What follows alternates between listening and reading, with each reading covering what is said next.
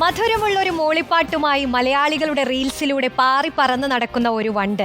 വണ്ടിനെ തേടും ഞാനൊരു പൂവിൻ മൊട്ട് എന്ന പാട്ട് കേൾക്കാത്ത ആരെങ്കിലുമുണ്ടോ? ഇൻസ്റ്റഗ്രാമും ഫേസ്ബുക്കും തുറന്നാൽ ഈ പാട്ട് കേൾക്കാത്ത ഒരു ദിവസമില്ല. പുതിയ ഒരു പാട്ടിലൂടെ പഴയ ലോകത്തേക്ക് നമ്മെ കൈപിടിച്ച് നടത്തുന്ന ആ മനോഹര ഗാനം എഴുതുകയും സംഗീതം നൽകുകയും ചെയ്ത രജത് പ്രകാശും പാടിയ രഹന ഷാസും നമുക്കൊപ്പം തത്സമയം ചേരുകയാണ്. Hello Rajat Prakash, hello Rahana. Hello hello hi. ഒരു പാട്ട് ഈ പറഞ്ഞതുപോലെ മലയാളികൾ കേൾക്കാത്തൊരു ദിവസമില്ല, അങ്ങ് വൈറലായി മാറി അല്ലേ? അതെ അതെ. എന്ത് തോന്നുന്നു ഇപ്പൊ ഈ പാട്ട് ഇത്രയും അധികം മലയാളികൾ ഏറ്റെടുക്കുന്ന സാഹചര്യം? രേഖത്തിന് എത്തിപ്പെടാൻ പറ്റിയിട്ടില്ല. യെസ്, പാടിയ അഖിലേഷും രഹനയുമാണ് കൂടെയുള്ളത്. Rajat is not here. രേഖത്തിന് എത്തിപ്പെടാൻ സാധിച്ചിട്ടില്ല. ഓക്കെ, നമുക്ക് എന്തായാലും ആ പാട്ട് പാടി അങ്ങ് തുടങ്ങിയാലോ, എന്നിട്ട് നമുക്ക് ആ പാട്ടിന്റെ വിശേഷങ്ങളിലേക്കൊക്കെ എത്താം. ആദ്യം പ്രേക്ഷകർക്ക് കേൾക്കേണ്ടി വരും ആ പാട്ടായിരിക്കും. ഓക്കെ, ആയിക്കോട്ടെ.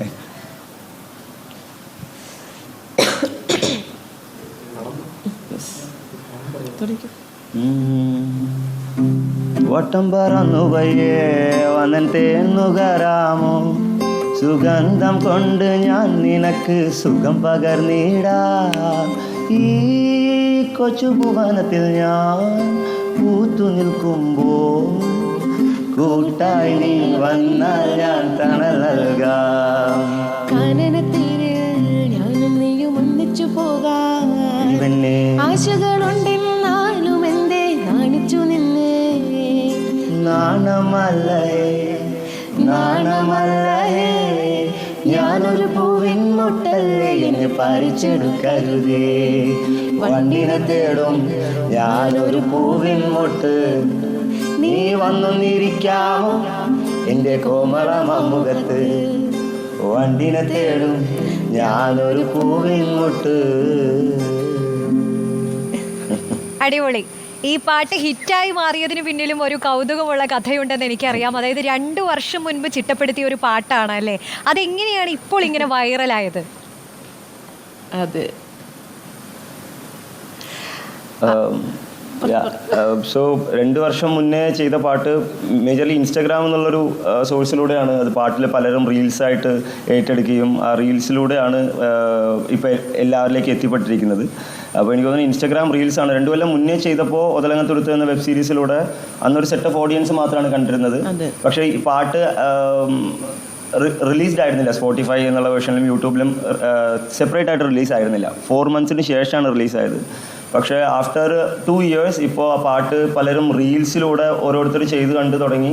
പിന്നെ റിപ്പീറ്റഡ് ആയി പല റീൽസുകളിലും വന്നു. ഞങ്ങൾ പോലും അറിയാതെ പെട്ടെന്നൊരു സുപ്രഭാതത്തിൽ പാട്ട് ഒരുപാട് പേരുകൾ ചെയ്യുന്നു. ലക്ഷങ്ങളോളം ആൾക്കാരത് ഏറ്റെടുക്കുന്നു. അപ്പോൾ അതിൻ്റെയും സന്തോഷത്തിലാണ് ഞങ്ങളും. എനിക്ക് നിങ്ങൾ രണ്ടുപേരോട് ചോദിക്കാനുള്ളത്, ഈ പാട്ട് പാടിയ സമയത്ത് അഖിലേഷ് ഒരു സാധാരണ മൈക്കിലാണ് പാടിക്കൊടുത്തത്, അതുപോലെ രഹന എന്തോ വാട്സപ്പിൽ ഓഡിയോ ആയിട്ട് ആണ് അയച്ചു കൊടുത്തത് എന്ന് കേട്ടിട്ടുണ്ട്. അത് ശരിയാണോ? അങ്ങനെ ഒരു കൗതുകം കൂടി ഉണ്ടോ ഇതിന് പിന്നിൽ? അതെ അതെ അതെ അതെ അതെ സത്യമാണ്. അത് വളരെ തമാശ ആയൊരു കഥയാണ്. എന്താ വെച്ചാൽ ഇവർ രണ്ടുപേരും കൂടെ പാട്ട് ക്രിയേറ്റ് ചെയ്ത് കഴിഞ്ഞിട്ടാണ് എനിക്ക് അയച്ചു തരുന്നത്. അപ്പോൾ വെറുതെ ഒരു സാമ്പിൾ പാടി അയക്കാൻ പറ്റുമോ എന്ന് ചോദിച്ചിട്ട് ആണ് രജത്ത് എനിക്ക്, അതായത് ഇതിൻ്റെ മ്യൂസിക് പ്രൊഡ്യൂസർ, എനിക്കിത് അയച്ചു തരുന്നത്. ഞങ്ങൾ പണ്ട് മുതലേ ഫ്രണ്ട്സാണ്. അങ്ങനെ എനിക്ക് അയച്ചു തരാണ്, നീ ഒരു സാമ്പിൾ പാടി അയക്കാൻ പറഞ്ഞ്. അങ്ങനെ വാട്സാപ്പ് ഓഡിയോയിൽ അയച്ച സാധനം തന്നെ അവന് കറക്റ്റായിട്ട് വർക്കായി. അങ്ങനെ അത് തന്നെ വെച്ചാണ് പാട്ട് ചെയ്യുന്നത്. പിന്നെ ആ ഒരു പഴയ ടച്ച് കൊടുക്കാൻ വേണ്ടി അതിന് കുറച്ച് സ്ക്രാച്ച് ചെയ്യും അങ്ങനെയൊക്കെ ചെയ്താണ് ആ ഒരു പഴയ ഇഫക്റ്റും കൊടുത്തിരിക്കുന്നത് അതിന്. ഈ പാട്ട് കേട്ടിട്ടുള്ള പ്രേക്ഷകരിൽ നിന്ന് ഏറ്റവും കൂടുതൽ വന്ന കമന്റ് എന്താണ്? അതെ, പറയൂ പറയൂ.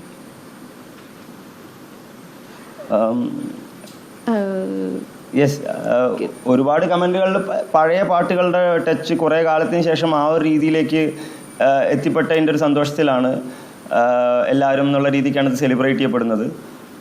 കമൻറ്റുകൾ വളരെ ഡിഫറെൻ്റ് ആയിട്ട് വന്നിട്ടുണ്ട്.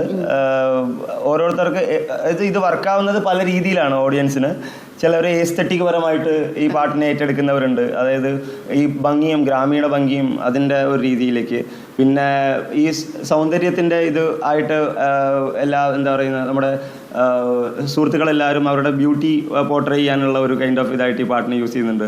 ആനിമേറ്റേഴ്സിൻ്റെ രീതിയിൽ ഇത് പാട്ട് ഭയങ്കരമായിട്ട് പുൾ ഓഫ് ചെയ്യുന്നുണ്ട്. അപ്പോൾ പല രീതിയിലാണ് ഇത് സെലിബ്രേറ്റ് ചെയ്യപ്പെടുന്നത്. ഒരു പെർട്ടിക്കുലർ കമൻറ്റ് എന്നുള്ള രീതിക്ക് പറയുകയാണെങ്കിൽ മേജർലി ഇന്നത്തെ കാലത്ത് പഴയ രീതിയിലേക്ക് കൊണ്ടുപോയി ഈ ഒരു പാട്ട് എന്നുള്ളതാണ് ഈ ഒരു പാട്ടിൻ്റെ വിശേഷത. ആ ഒരു നൊസ്റ്റാൾജിക് ഫീലിംഗ് കൊണ്ടുവരുന്നു എന്നുള്ളതാണ്.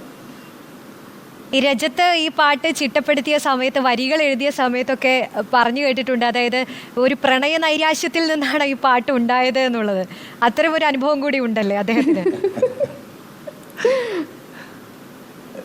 അതെ അതെ, ആ കഥ ഞങ്ങൾ തന്നെ പറയണോ? അങ്ങനെ ഒരു കഥ ഉണ്ട്. ആ സമയത്ത് ഒരു ബ്രേക്കപ്പ് ഒക്കെ കഴിഞ്ഞിരുന്ന കാലത്ത് വന്ന ഒരു ഇൻസ്പിറേഷനിലാണ് ഈ പാട്ട് തുടങ്ങുന്നത്. അപ്പോൾ ആദ്യത്തെ 2 വരി അവനറിയായിരുന്നു, വണ്ടിനെ തേടും ഞാനൊരു പൂവിൻ മൊട്ട്. ബാക്കിയുള്ളത് ഇവർ രണ്ടുപേരും കൂടെ ഇരുന്നാണ് ആ പാട്ട് മൊത്തമായിട്ട് ചിട്ടപ്പെടുത്തുന്നത്. അതായത് ലിറിക്സ് മൊത്തമായിട്ട് കൈകാര്യം ചെയ്ത രേ തന്നെയാണ്. അപ്പോൾ ഈ ഒരു ഇതിലൂടെ പോയിക്കൊണ്ടിരിക്കുന്ന സമയത്ത് അയാളുടെ ഉള്ളിൽ ഉണ്ടായിരുന്ന ഈ ഒരു 2 ലൈൻ മാത്രമാണ് ഉണ്ടായിരുന്നത്. അന്ന് ഇയാൾ എൻ്റെ ഒരു സുഹൃത്തായിട്ടുള്ള വിഷ്ണുദാസി എന്ന് പറയുന്ന ഒരു കൂട്ടുകാരൻ്റെ വീട്ടിൽ ഉണ്ടാവുകയും ഞാൻ അവിടെ വിഷ്ണുദാസിയെ കാണാൻ പോവുകയുണ്ടായിരുന്നു. അപ്പോൾ യാദൃശ്ചികമായിട്ട് മുന്നേ ചെയ്തൊരു വർക്കുമായിട്ട് എന്നെ ഇൻട്രൊഡ്യൂസ് ചെയ്യാണ് ചെയ്തിരുന്നത്. അപ്പോൾ അതിന് നേരം പാടിയ അഖിലേഷാണ് എന്ന് പറഞ്ഞു, രജത്താണ് എന്ന് പറഞ്ഞ് അങ്ങോട്ടും ഇങ്ങോട്ടും ഇൻട്രൊഡ്യൂസ് ചെയ്തു.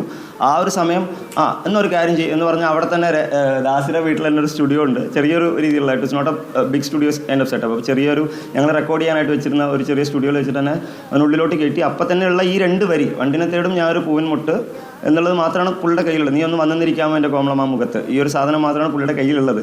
രേത്ത് അപ്പം ഇരുന്നിട്ടാണ് ബാക്കിയുള്ളത് ഉണ്ടാക്കുന്നത്. അവിടെ വന്നിട്ട് നീ പൂവിന് ചുറ്റും എപ്പോഴും സറൗണ്ടിങ്സ് ആയിട്ടുള്ള കുറച്ച് കാര്യങ്ങളൊക്കെ ഒന്ന് പറഞ്ഞേ എന്ന് എൻ്റെ അടുത്ത് പറയുന്നു. എന്നിട്ട് പുള്ളി എന്നെ ഇങ്ങനെ ട്യൂൺ ഇടുന്നു.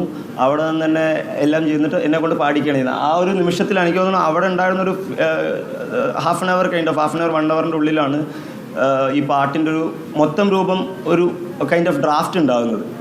അതിനുശേഷമാണ് പിന്നീട് അതിനായിട്ട് പ്രേക്ഷകർക്ക് വേണ്ടി ഏതെങ്കിലും ഒരു പാട്ട് ഒരു 2 വരി കൂടി പാടുന്നോ?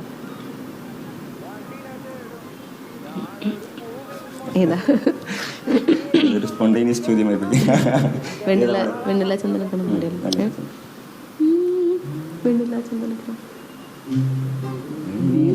ചന്ദനക്കിണ്ണം പുന്നമടക്കായലിൽ വീണേ കുഞ്ഞിളം കയ്യിൽ മെല്ലെ കോരിയെടുക്കാൻ വാ. മുണ്ടതൻ കൊയ്ത്ത് കഴിഞ്ഞ് ആറ്റക്കിളി കൂവും നേരം മഞ്ഞണിത്തൂവൽ കൊണ്ടൊരു കൂടൊരുക്കാൻ വാ. കാലിമെയ്യുന്ന പുല്ലാണിക്കാറ്റിൽ കണ്ണിമാങ്ങ പറിച്ചു കടിക്കാം. ആറ്റിൻ പാദസ്വരങ്ങൾ കേൾക്കാം. പിന്നെ മഞ്ചാടിക്കുന്നിലേറാ വെണ്ണില ചന്ദനക്കിണ്ണം പുന്നമടക്കായലിൽ വീണേ കുഞ്ഞിളം കയ്യിൽ മെല്ലെ കോരിയെടുക്കാൻ വാ. Okay, thank you Akhilesh, thank you Rahana. Reporter ചാനലൊപ്പം ചേർന്നതിന് നന്ദി. എന്തായാലും ഇനി നിങ്ങൾ നിർമ്മിച്ചെടുക്കുന്ന പാട്ടുകൾ, പാടുന്ന പാട്ടുകളൊക്കെ ഹിറ്റ് ആവട്ടെ. ഈ പാട്ട് പോലെ തന്നെ പ്രേക്ഷകർ അതങ്ങ് സ്വീകരിക്കട്ടെ. Thank you so much. Okay, thank U.